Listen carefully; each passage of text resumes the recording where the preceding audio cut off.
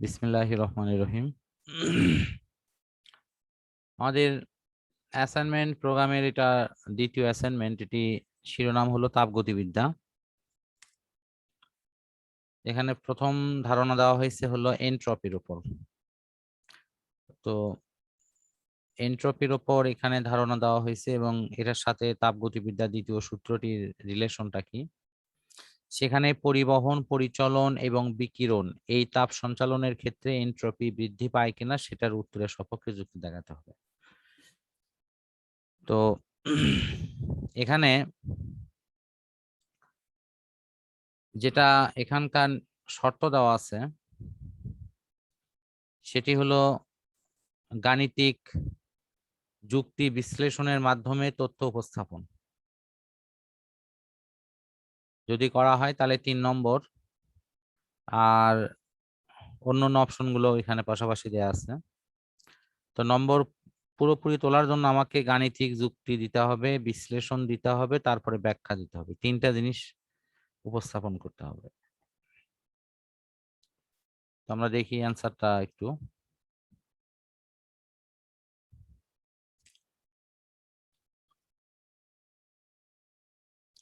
এনট্রপির মাধ্যমে তাপগতিবিদ্যার দ্বিতীয় সূত্র। তো তাপগতিবিদ্যার দ্বিতীয় সূত্রটি আসলে কি? সেখানে বলা হয়েছে যে কোন সিস্টেমে যদি তাপ শক্তি প্রয়োগ করে কাজ করে নেওয়া হয়, তাহলে তাপ শক্তি প্রয়োগ করার ক্ষেত্রে কখনোই নিম্নতর তাপ উৎস থেকে তাপ শক্তি উচ্চতর তাপ উৎসে কোনো শক্তি ব্যয় করা ছাড়া যেতে পারবে না।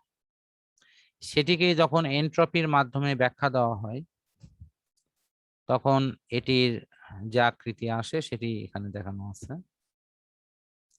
অর্থাৎ প্রকৃতির সকল ভৌত এবং রাসায়নিক প্রক্রিয়া এমনভাবে সংগঠিত হয় যেন সার্বিক ব্যবস্থার এনট্রপি বৃদ্ধি পায় এবং নির্দিষ্ট সীমার মধ্যে একটি প্রত্যাবর্তী প্রক্রিয়ায় এনট্রপিটা অপরিবর্তিত থাকে। তো প্রথম এখানে অনেকগুলো জিনিস আসলো। একটা হলো এনট্রপিটা কি, তারপরে প্রত্যাবর্তী অপ্রত্যাবর্তী প্রক্রিয়া কি, এগুলোর ব্যাখ্যার মধ্য দিয়ে আমাদের এখানে অ্যান্সারটা খুঁজতে হবে। এনট্রপি হলো, যে আমরা জানি যে কোনো সিস্টেম এনট্রপির এখানে সংজ্ঞা তুমি উল্লেখ করবা।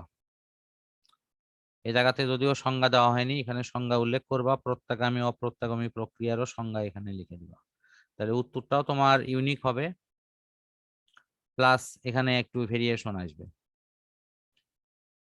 তো আমরা জানি যে রুদ্ধতাপীয় প্রক্রিয়া তাপ শক্তির যে বিশেষ ধর্মটি স্থির থাকে সেটি হলো এনট্রপি, আর সমষ্ণ প্রক্রিয়ায় বস্তুর উষ্ণতা স্থির থাকে, রুদ্ধতাপীয় প্রক্রিয়ায় বস্তুর এনট্রপি স্থির থাকে। তুমি কি এই অধ্যায়ের সূত্রগুলো সব মোটামুটি দখল আছে, অথবা আজকের জন্য হলেও একটু প্র্যাকটিস করছো কি? না, একটু আগে ওই যে বাসায় স্যার ছিল তো বায়োলজি, তো উনি ওটা কমপ্লিট করে দেখলো। তো আজকে একদম পুরাই রাখতে খুবই ব্যস্ত, ওখান থেকে সূত্র, উঠে আপনার ক্লাসে যাবো। আচ্ছা ঠিক দেখিনি, আছে। দেখে রাখিনি।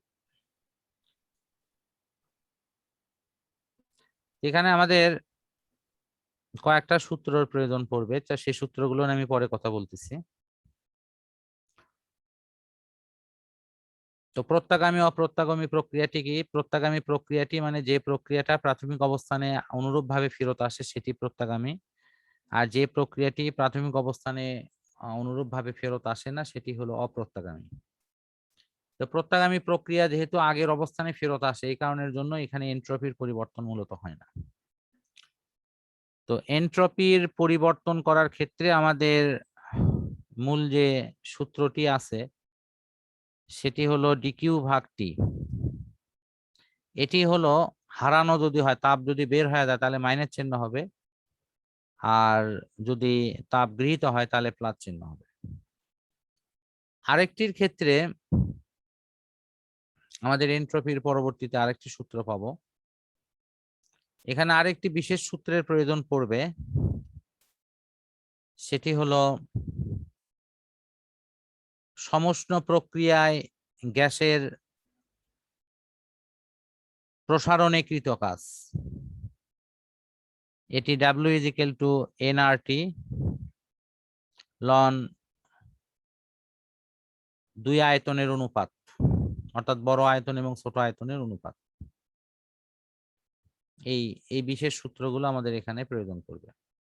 আচ্ছা, যাই হোক, আমি এখন গাণিতিক বিশ্লেষণের যেহেতু ক নম্বরে আমাদের গাণিতিক বিশ্লেষণ দিতে হবে, কাজেই গরম বস্তু এখানে ধরা হচ্ছে, দুটি বস্তু ধরা হচ্ছে, একটা তাপমাত্রা T1 আর একটা তাপমাত্রা T2। সেখানে বলা হচ্ছে T1 তার তাপমাত্রা বেশি, T2 তার তাপমাত্রা কম। তাহলে T1 তাপমাত্রার বস্তু তাপ হারাবে আর T2 তাপমাত্রার বস্তু তাপ গ্রহণ করবে। তাহলে সেক্ষেত্রে কি ঘটবে? সেক্ষেত্রে যেটি ঘটবে তা হলো যে গরম বস্তু তাপ হারাবে, ঠান্ডা বস্তু তাপ গ্রহণ করবে। তাহলে আমি যদি এই ইকুয়েশন গুলো মাধ্যমে পুরো ব্যাখ্যাটা তুলে ধরি, তাহলে কিন্তু আমার এখানে ফুল 3 নম্বর ইনশাল্লাহ পেয়ে যাবো। তো আশা করি যে এখানে তুমি এই লেখাগুলোর পাশাপাশি প্রত্যাবর্তী অপ্রত্যাবর্তী প্রক্রিয়া, এনট্রপির সংজ্ঞা এবং এই লেখাগুলোর প্যাটার্নও আরেকটু চেঞ্জ করে একটু লিখবা, তাহলেই উত্তরটা আশা করি যথাযথ হবে। তাহলে এটি ইউনিক হবে এবং তোমার নিজের মেধা খাটিয়ে তুমি লিখছো সেটি প্রমাণিত হবে। কি লিখতে পারবো তো? জি স্যার, আচ্ছা, ওকে। বইটা একবার দেখে ওইভাবে লিখতে, একটু চেঞ্জ করে তাহলে হবে।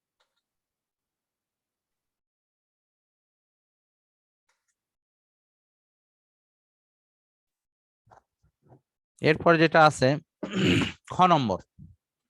তো খ নম্বরে আগে আমরা প্রশ্নটা দেখি, প্রশ্নতে কি উল্লেখ আছে।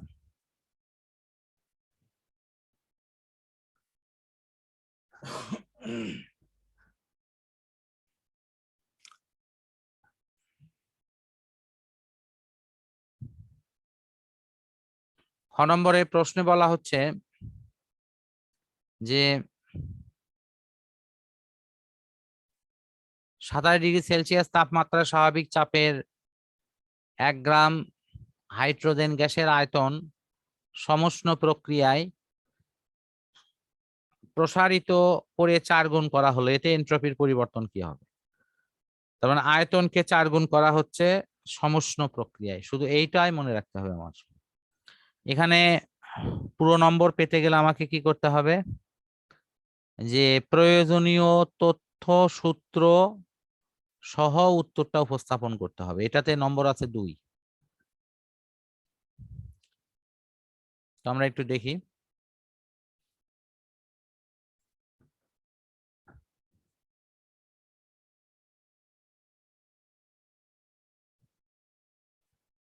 তথ্য যেগুলো দেয়া আছে, একটা হলো তাপমাত্রা আছে 27°C, সেটাকে ক্যালভিন করা হলো, আয়তন 4 গুণ করা হবে। তো হাইড্রোজেন গ্যাসের মোল সংখ্যা, তারপরে মোলার গ্যাস ধ্রুবক, সেটির নাম মান লিখে আমাদের সমুষ্ণ প্রক্রিয়া যদি হয়, সমুষ্ণ প্রক্রিয়া মানে যে প্রক্রিয়াতে উষ্ণতা একই থাকে, তো উষ্ণতা যদি স্থির থাকে তাহলে তার ইন্টারনাল শক্তির কোনো পরিবর্তন হয় না। ইন্টারনাল শক্তির পরিবর্তন হয় না এর অর্থ হচ্ছে ডিইউ সমান 0 হবে। ডিইউটা হলো ওই পদার্থের ইন্টারনাল শক্তির পরিমাপক। যেহেতু এটার কোনো পরিবর্তন হয় না, সে কারণের জন্য এটি 0 হবে। তা 0 হলে তাহলে আমাদের মূল সূত্র কি ছিল? দেখো, এই জায়গাতে তুমি যেটা একটু পরিবর্তন করবে সেটা হলো এই লাইনটা, যা আমরা তাপ গতিবিদ্যার সূত্র থেকে জানি। এভাবে লিখবা ডিকিউ ইজ ইকুয়াল টু লিখবা হলো ডিইউ প্লাস ডিডাব্লিউ। জানা আছে তো এটা? জি এই সূত্রটা লিখবা, লেখার পরে তারপরে তুমি এটা উল্লেখ করলে যে সমুষ্ণ প্রক্রিয়ার ক্ষেত্রে এটি 0, অর্থাৎ এই লাইনটা তুমি এখানে আগে লিখবে, যেখানে তীর চিহ্ন দিচ্ছে এই লাইন লিখে তারপরে তুমি লিখবে সমুষ্ণ প্রক্রিয়ার ক্ষেত্রে ডিইউটা 0, সুতরাং সেক্ষেত্রে DQ is equal two DW হবে। তো সেক্ষেত্রে এখন ওই যে আগে যে সূত্র বের হলো, এনট্রপি বের হলো, তো এনট্রপির তাহলে পরিবর্তনটা আমরা বের করি। তো পরিবর্তন করার ক্ষেত্রে বড় মান থেকে ছোট মান বিয়োগ, এখানে বড় মান থেকে ছোট মান বিয়োগ করে এখানে কারণটা উল্লেখ করা আছে অবশ্য, যেহেতু T1 এর তাপমাত্রা বেশি, T2 এর তাপমাত্রা কম, এই কারণের জন্য তুমি এটা হয়তো বুঝবা যে 3 ইজ গ্রেটার দেন 2, তাহলে কিন্তু 1 ভাগ করলে কি হবে? 1 ভাগ করলে কিন্তু এই হাফটাই কিন্তু বড় হবে কার চাইতে? 1/3 চাইতে। কারণ একটা জিনিসের 1/2 2 ভাগের 1 ভাগ, আর একটা হলো 3 ভাগের 1 ভাগ, কোনটা বড়? হাফ বড় না 1/3 বড়, বলো? 1/3টা ছোট। এটা এটা কি বড় না ছোট? এটা তো বড় হওয়ার কথা। এটা বড় কেমনে হয়? 1/2 চেয়ে 1/3 বড় হয়। 1 টাকাকে তুমি 3 ভাগ করলে হয় হলো 33 পয়সা, আর 1 টাকাকে 2 ভাগ করলে হয় 50 পয়সা। তাহলে কোনটা বুঝছি, বড়? তাহলে 1/2 বড়। তাহলে এখানে কেন লেখা হচ্ছে বুঝতে পারছো? হ্যাঁ। আচ্ছা, এর অর্থ হচ্ছে ডিএস এর মান যখন ধনাত্মক আসবে তখন এনট্রপি বৃদ্ধি পাবে। সুতরাং পরিবহন, পরিচলন, বিকিরণ প্রক্রিয়ায় তাপ সঞ্চালনের ক্ষেত্রে এনট্রপি বৃদ্ধি পাবে। এটা গাণিতিকভাবে দেখানো হলো, কারণ গাণিতিকভাবে দেখানো বলছে। তাহলে খ নম্বরটা ইনশাল্লাহ ক্লিয়ার। এরপরে আছে হলো তোমার গ নম্বর। তো গ নম্বরের ক্ষেত্রে দেখো, গ নম্বরে যেটা আছে তা হলো প্রশ্নটা কি বলা হচ্ছে, সমুষ্ণ প্রক্রিয়ায়, এই যে সমুষ্ণ প্রক্রিয়ায় প্রসারিত করার ক্ষেত্রে চাপের পরিবর্তন হবে কিনা ব্যাখ্যা করো। হাইড্রোজেন গ্যাসের এই প্রসারণে কৃত কাজের রাশিমালা নির্ণয় করো। তো আমরা একটু দেখি এটার ক্ষেত্রে গ নম্বরে বলা হচ্ছে 3 নম্বর প্রশ্ন আছে, যেটি যদি ব্যাখ্যা সহ উপস্থাপন করা হয়, কাজের মান নির্ণয় করে দেখানো হয়, তাহলেই 3 নম্বর দেওয়া হবে। তো আমরা একটু দেখি যেটার অ্যান্সারটা কিভাবে এখানকার চাহিদা অনুসারে দেওয়া সম্ভব। তো গ নম্বরে এখানে যেটা আসতেছে, প্রথমে আমাদের প্রক্রিয়াটা হবে সমুষ্ণ প্রক্রিয়া। তো সমুষ্ণ প্রক্রিয়ায় তাপমাত্রা স্থির থাকে, সেখানের জন্য লেখা আছে টি ইজিক্যাল টু ধ্রুব। তো সমুষ্ণ প্রক্রিয়ার ক্ষেত্রে বয়েলের সূত্র পিভি ইজিক্যাল টু ধ্রুবক, তাহলে P1V1 ইজিক্যাল টু P2V2। এখানে চাপ P1 1 atmosphere, P2 is equal two what, আয়তন 4 গুণ করা হচ্ছে, তাহলে আয়তন একটা হলো ভি আর একটা হলো কত 4V। তাহলে সেই মানটা এখানে বসায়ে অন্য একটার চাপ বের করা হলো।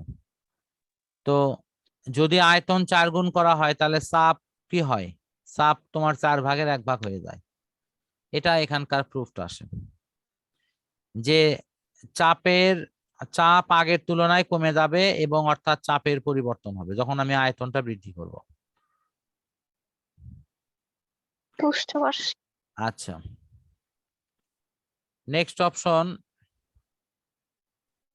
যেটা আছে, এখন সমুষ্ণ প্রক্রিয়ায় কাজের ইকুয়েশনটা এখানে প্রয়োজন। সমুষ্ণ প্রক্রিয়ায় কাজের ইকুয়েশন হলো তোমার এনআরটি লন আয়তনের পরিবর্তন। আয়তনের পরিবর্তন V2 আর V1 এর ভাগফল। এখানে ঠিক সেটাতেই মান বসে দেওয়া হয়েছে। এই নিয়মের কিন্তু নর্মালি অঙ্ক আছে। তো সেক্ষেত্রে এখানে একটা জিনিস আমাকে মনে রাখতে হবে যে আমরা তাপ দেওয়ার ফলেই কিন্তু কাজ হয়েছে, এজন্য ডিকিউ সমান কিন্তু ডিডাব্লিউ সমান ডাব্লিউ, তারপরে কিন্তু এটা লেখা হয়েছে। তার মানে এখানে যে তাপ শক্তি প্রয়োগ করা হচ্ছে বা তাপ শক্তির পরিবর্তন হচ্ছে, সেই পরিবর্তনের ফলেই কিন্তু কাজ সম্পাদিত হচ্ছে। স্যার, এই যে সমস্ত প্রক্রিয়ার কৃত কাজ, এগুলা সাইড নোট এগুলো তো দেওয়া লাগবে না নাকি? সেগুলো তো বোঝার জন্য। আহ এখানে আমি তোমাকে আরো বরঞ্চ বলবো যে এখানে দুই একটা লাইন ভাষা আরো যোগ করে লিখবা। এই যে তুমি সাইড কি নোট না লিখবো দিয়ে, তাহলে এই সাইডে? সাইড নোট না দিয়ে এটাকে ওপরে লিখবা, যে সমস্ত ও বুঝছি, প্রক্রিয়ার মানে ক্ষেত্রে কৃত কাজ মানে এখানে লিখবা যে ডিকিউ পরিমাণে তাপ দেওয়া হলো, তাহলে ডিডাব্লিউ পরিমাণ যদি কাজ হয় তাহলে তুমি লিখবা যে সমস্ত প্রক্রিয়ার জন্য কৃত কাজ এরকম। মানে তুমি তোমার মূল লক্ষ্যটা হলো অ্যাসাইনমেন্টটাকে হুবহুব কপি না থেকে যেন তুমি কিছু জিনিস একটু একটু পরিবর্তন করে নিজের মেধা মানে খাটিয়ে যখন তুমি লিখবা তাহলে তোমার এটি সার্থক।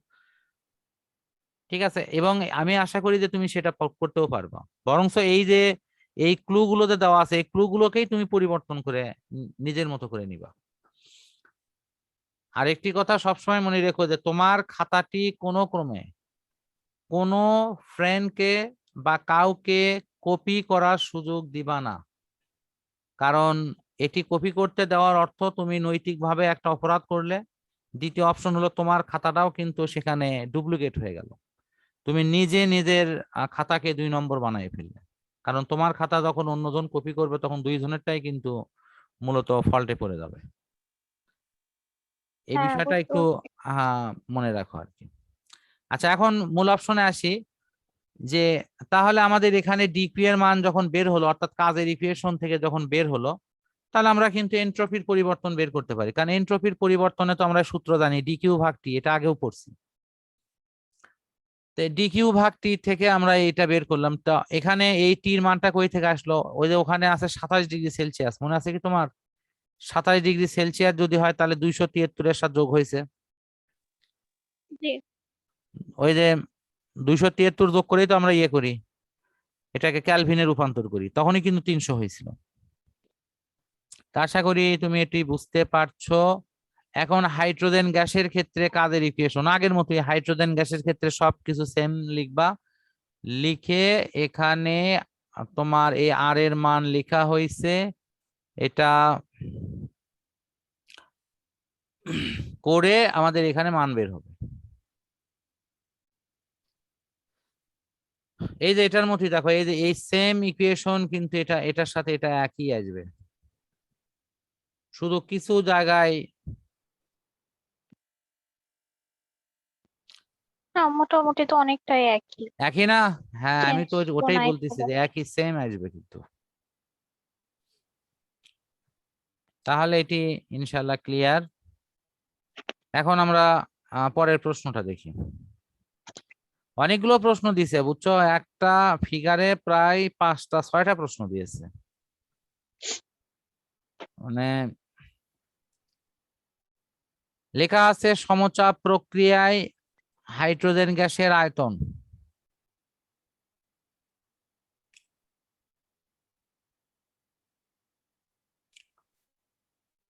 চার গুণ করা হলো, এন্ট্রপির পরিবর্তন হবে কিনা ব্যাখ্যা করো, দেখাও।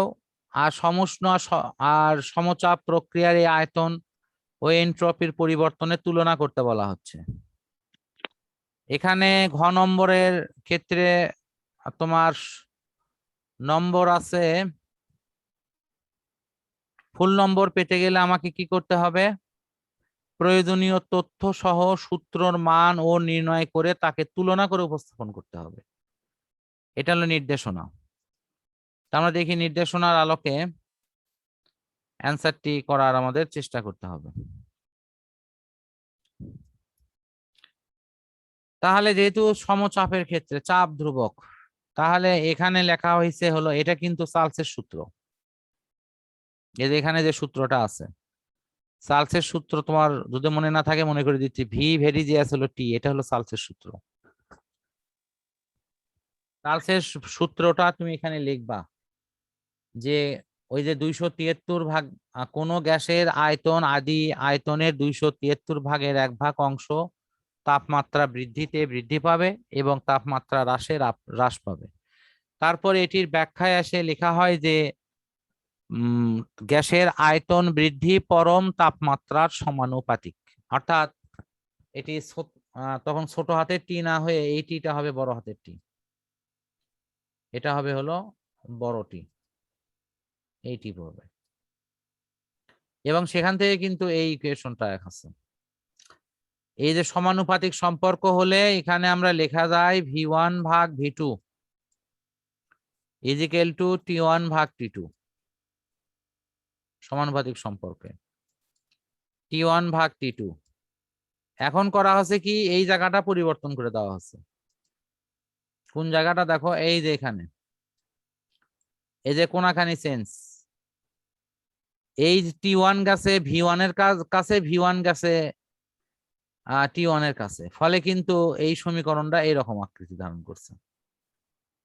ঠিক আছে, আমি মনে হয় এখানে একটা লেখা ভুল লিখছি, এটা একটু কারেকশন দরকার, এখানে 2 হবে এটা। ক্লিয়ার? জি স্যার। আচ্ছা, এখানকার ওইটা ওই রকম হবে। তারপরে তোমার সেখান থেকে এখান থেকে তুমি T2 মান বের করবে, মানে T2 মানটা যেটা পাওয়া যাবে, তাহলে আমরা এখান থেকে যে সিদ্ধান্তে আসতে পারি সেটি হলো কঠিন ও তরল এর ক্ষেত্রে আমরা যেমন আপেক্ষিক তাপ S হিসাব করি, কিন্তু গ্যাসের ক্ষেত্রে 2 ভাগ আছে। সেই 2 ভাগটা কি? এর একটি হলো আছে স্থির চাপে, আর একটি আছে স্থির আয়তনে। এটা আমি একটু মনে করে দিচ্ছি যে গ্যাসের আপেক্ষিক তাপকে আমরা 2 ভাবে লিখি, একটা হলো সিপি আর একটা হলো সিভি। এখন এই জায়গায় এসে দেখো অ্যান্সারের ভিন্নতার ক্ষেত্রে তুমি সিপি সিভির একটু সংজ্ঞা দিবা, যে স্থির চাপে কোনো গ্যাসের একক ভরের তাপমাত্রা একক পরিমাণ বৃদ্ধিতে যে তাপের প্রয়োজন সেটা হলো সিভি। ঠিক অনুরূপ ভাবে সিপির সংজ্ঞাও দিবা। সিভি মানে আয়তন স্থির রেখে, আর সিপি মানে কি? চাপকে স্থির রেখে। তারপরে আমরা এই ইকুয়েশন তো জানি যে সিপি বিয়োগ হলো সিভি সমান কি আর। সেখান থেকে লিখতে হ্যাঁ। পারি সিপি ইজ ইকুয়াল টু এত। তো এরপরে যথারীতি শুধু মান বসে দেওয়া। কারণটা কি? কারণটা হলো আমাদের হাইড্রোজেনের ক্ষেত্রে যে তোমার গামা আছে এখানে, তোমার এই গামার পরিচয়টা মনে হয় একটু দেওয়া দরকার। গামা কই থেকে আসলো? গামাটা হলো তোমার রুদ্ধতাপীয় প্রক্রিয়ার ক্ষেত্রে লেখা হয় PV, PV gamma is equal to ধ্রুবক, আর সমষ্ণ প্রক্রিয়াতে শুধু লেখা হয় পিভি। তো এই গামাটা কিন্তু ওই রুদ্ধতাপীয় প্রক্রিয়ার ক্ষেত্রে গামাটা আসে, যেটা তোমার মান আছে হলো 1.6, 1.41, আর আরেকটি হলো 1.33। 3 প্রকার লেখা হয়। এর মধ্যে গ্যাসীয় এবং সক্রিয়র ক্ষেত্রে লেখা হয় 1.4। যেহেতু হাইড্রোজেন হলো তোমার গ্যাসীয় এবং সক্রিয়, এই জন্য গামার মান লেখা হচ্ছে 1.4। তো সুতরাং এখানে শুধু মান বসে দেওয়া, মান বসে দিলে এটি হয়ে যাবে।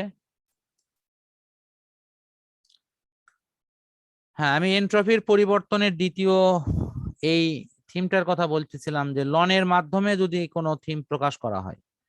তা আগেরটার ছিল হলো তোমার কাজের ডিডাব্লিউ, কাজের ক্ষেত্রেও লেখা হয়েছিল এনআরটি লন V2 ভাগ V1, আর এখানে হলো এনআরটি না হয়ে এনসিপি লন অথবা এনসিভি লন, সেটার ক্ষেত্রে হলো তোমার T2 ভাগ হলো T1। তাহলে এই এখন দেখো তোমার এই যে এন্ট্রপির পরিবর্তনের এই ইকুয়েশন, এটি তোমার জানা বলেই ধরে নেওয়া হবে। যদি মনে না থাকে তাহলে এটি তোমার সেভাবে আয়ত্ত করে নিতে হবে, দেন শুধু মান বসে দেওয়া। তাহলে এন্ট্রপির পরিবর্তন আমরা এখানে পেয়ে যাচ্ছি।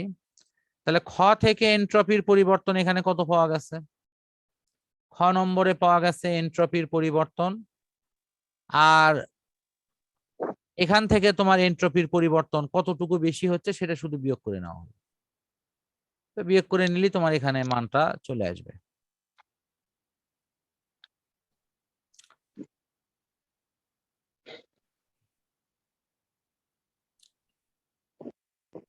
আচ্ছা, এখন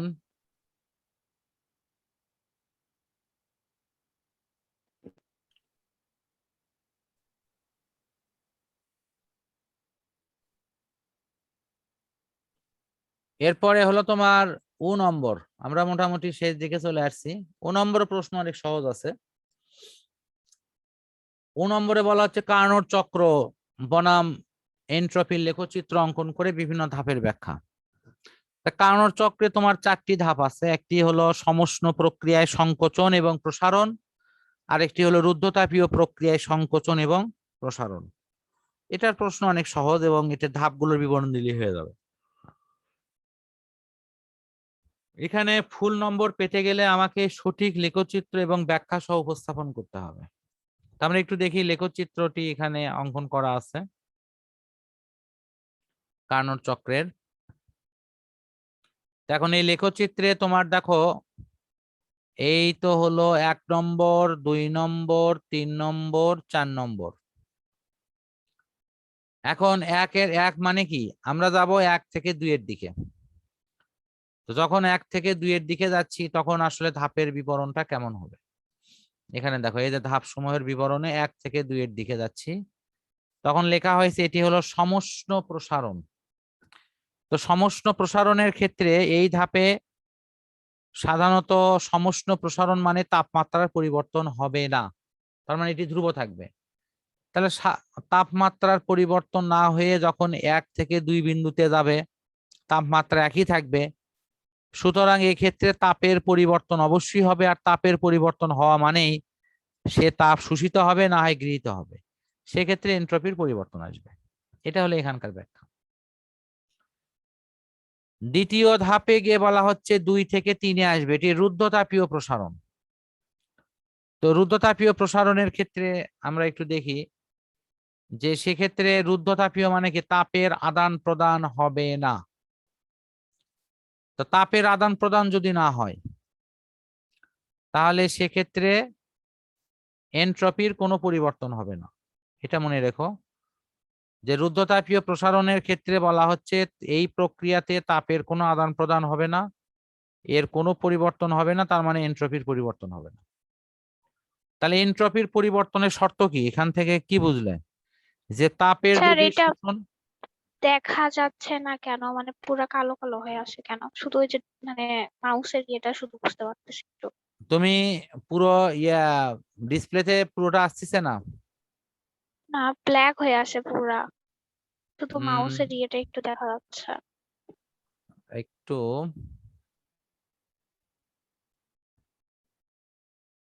এখানে দেখো, এখানে আমাদের যেটা কন্টিনিউ চলছিল সেটা হলো 1 থেকে 2-র দিকে যখন যাবে তখন এটি হলো সমষ্ণ প্রসারণ। 2 থেকে 3-র দিকে যখন আসবে তখন এটি রুদ্ধতাপীয় প্রসারণ। 3 থেকে 4-এর দিকে যখন যাবে তখন এই সমষ্ণই থাকবে, শুধু সমষ্ণর এখানে প্রসারণের এখানে হবে সংকোচন। আবার 4 থেকে যখন 1-এর দিকে যাবে তখন এই রুদ্ধতাপীয়ই থাকবে, তবে এখানে প্রসারণটা থাকবে না, তখন হবে হলো সংকোচন। এটা হলো এই লেখচিত্র থেকে মূল কথা। এখন আমাদের এখানে যেটা মূলত মানে বিবরণে আসবে যে সমষ্ণ পরিবর্তনের ক্ষেত্রে উষ্ণতা স্থির থাকে। সম উষ্ণ মানে উষ্ণতা সমান থাকবে। তাহলে উষ্ণতা যদি সমান থাকে তাহলে পরিবর্তনটা কার হবে? তাপের পরিবর্তন হবে। তাপের পরিবর্তন হলে এন্ট্রপির পরিবর্তন হবে। তাপ গৃহীত হলে এন্ট্রপি বাড়বে, তাপ হ্রাস পালে এন্ট্রপি হ্রাস পাবে, ইত্যাদি এরকম। আবার রুদ্ধতাপীয় ক্ষেত্রে কি হবে? রুদ্ধতাপীয় ক্ষেত্রে আমাদের বিবরণটা আসবে এরকম যে রুদ্ধ মানে কি, বদ্ধ। তাপটাকে বদ্ধ করে দেওয়া হয়েছে। তো তাপকে যদি বদ্ধ করা হয়, এটি যদি তাপ প্রবেশও করলো না বেরো হলো না, তাহলে সেক্ষেত্রে এন্ট্রপির কোনো পরিবর্তন হবে না।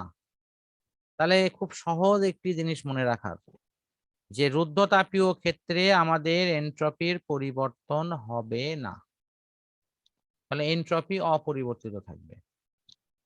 মূল কারণ একটি, যেহেতু তাপের পরিবর্তন হয় না।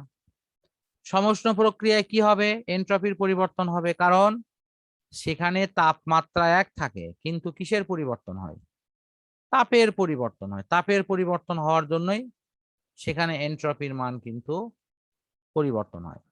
তাপ যদি ত্যাগ করে তাহলে এনট্রপি হ্রাস পাবে, আর তাপ যদি গৃহীত হয় তাহলে এনট্রপি বৃদ্ধি পাবে।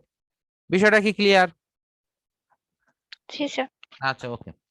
তাহলে এখন দেখো, এই প্রত্যাগামী প্রক্রিয়ায় মোট এনট্রপির পরিবর্তন শূন্য। এটি এই জন্যই বলা হচ্ছে যে সমষ্ণ, এই যে সমষ্ণ সংকোচন লেখা আছে, এই সমষ্ণ প্রসারণের বেলায় এনট্রপি বৃদ্ধি পাচ্ছে, সমষ্ণ সংকোচনের বেলায় এনট্রপি হ্রাস পাচ্ছে।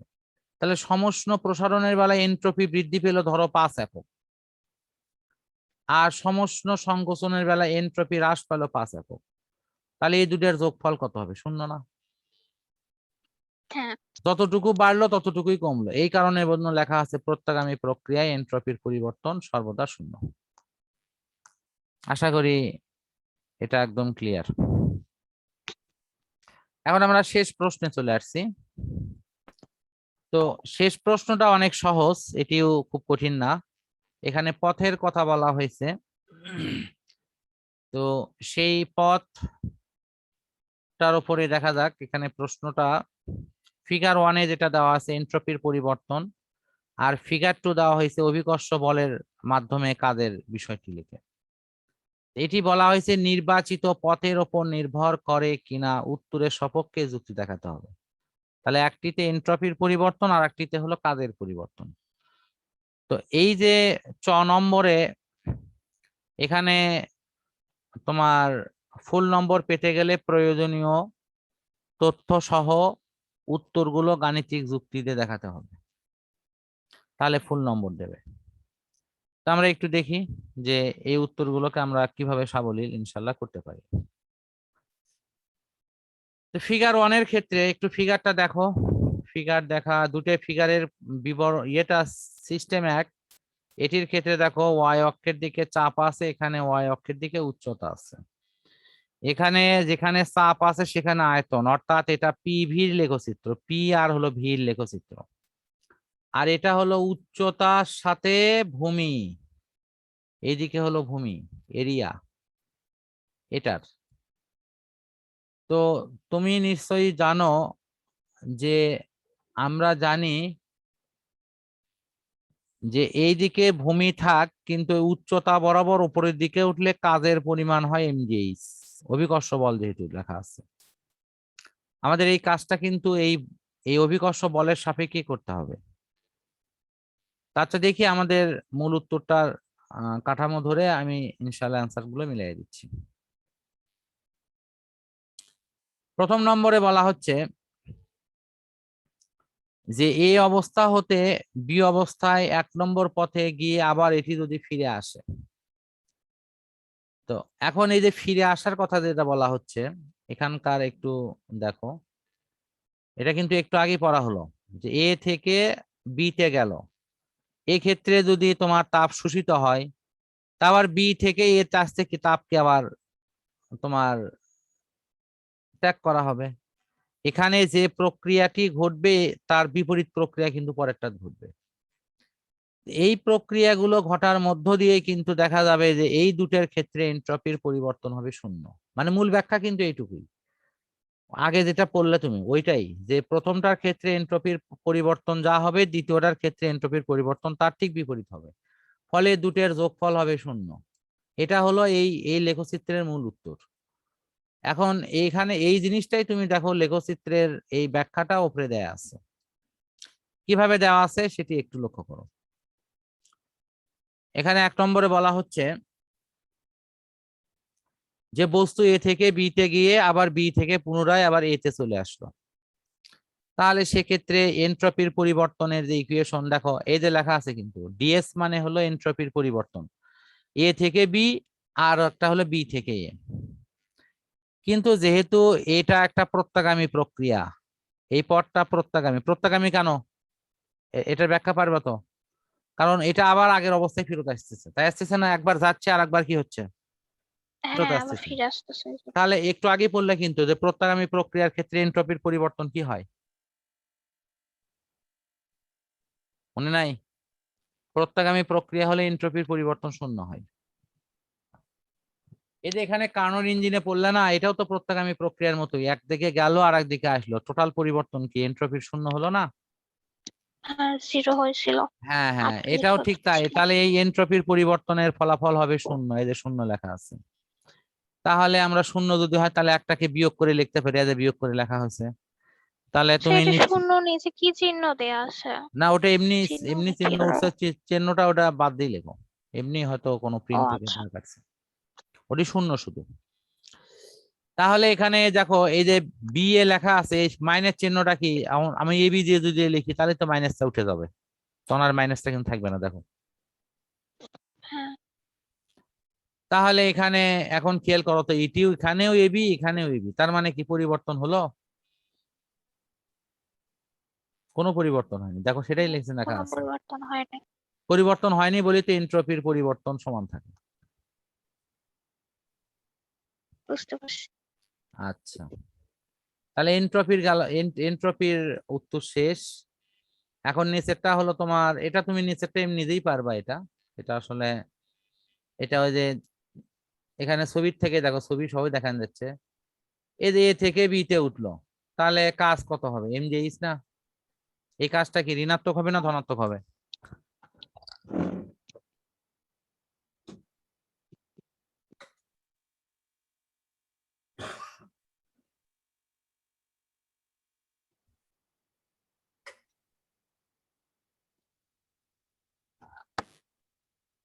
বলো। এম এ থেকে এ থেকে যে বি কেউ যদি ওঠে তাহলে কাজ কি ঋণাত্মক হবে না ধনাত্মক হবে? অভিকর্ষ বলের বিরুদ্ধে কাজ হচ্ছে না? তাহলে ধনাত্মক হবে। অভিকর্ষ ধনাত্মক বলের হচ্ছে বিরুদ্ধে না কাজ তাই। হলে ধনাত্মক হয়, ঋণাত্মক কাজ হবে, মানে উপর দিকে উঠে যাচ্ছে যে। আর ও অভিকর্ষ, মাইনাস হবে। হ্যাঁ আর অভিকর্ষ বলের দিকে যদি কাজ হয় তাহলে বল, তাহলে কাজ হবে কি তাইলে ধনাত্মক হবে। ধনাত্মক কাজ হবে। এখন এই দুইটার যোগফল করো, এই দুইটার যোগফল কি হবে? শূন্য। ওই তার মানে একই শূন্য। অভিকর্ষ বল দ্বারা কাজ করার পর বস্তুটা যদি আবার ওই আদি অবস্থানে ফেরত আসে তাহলে কাজের পরিমাণ হবে শূন্য। তার মানে অভিকর্ষ বল দ্বারা কৃত কাজ আদি ও চূড়ান্ত অবস্থানের উপর নির্ভরশীল নয়, এটি যে দিক দিয়ে যাক আর যে দিক দিয়ে আসুক আদি অবস্থানে ফেরত আসলে সবসময় কাজের যোগফল শূন্য হবে। তাহলে বুঝতে এখানে তুমি পারলাম। এখানে তুমি এইভাবে ভাষাগুলো একটু পরিবর্তন করে লিখে দিবা এবং সেটি ওইভাবে উপস্থাপন করবা। তো সবশেষে আমি শেষ কথাটি এটি বলবো যে এটি শুধু তোমার অ্যাসাইনমেন্টটা বোঝানোর ক্ষেত্রে একটি অ্যান্সারের মডেল, কখনোই এটি চূড়ান্ত কোনো অ্যাসাইনমেন্ট না। তো সুতরাং অ্যাসাইনমেন্ট তুমি তোমার নিজের মতো করে মেধা দিয়ে এটি লিখবা এবং তোমার লেখাটি যেন অন্য কারো কাছে কপি না হয় সেটাও তোমার খেয়াল রাখা উচিত, কারণ তুমি কষ্ট করে তৈরি করা জিনিস অন্যকে কখনোই ওভাবে বিলি করবা না, এটাতে জি তুমি স্যার। নিজেও ডুপ্লিকেট হয়ে যাবা। তো আমি আশা করি যে তুমি বিষয়টার প্রতি খেয়াল রাখো। আহ তো বর্তমানে এই পরিস্থিতিতে সবাই সতর্ক থাকো এবং সবাই আমরা সবার জন্য দোয়া করি, আল্লাহ তাআলা যেন আমাদের এই দুর্যোগ থেকে, বিশেষ করে কোভিড-19 থেকে রক্ষা রাখে। তো এই আশাবাদ ব্যক্ত করে আজকে শেষ করছি। আল্লাহ।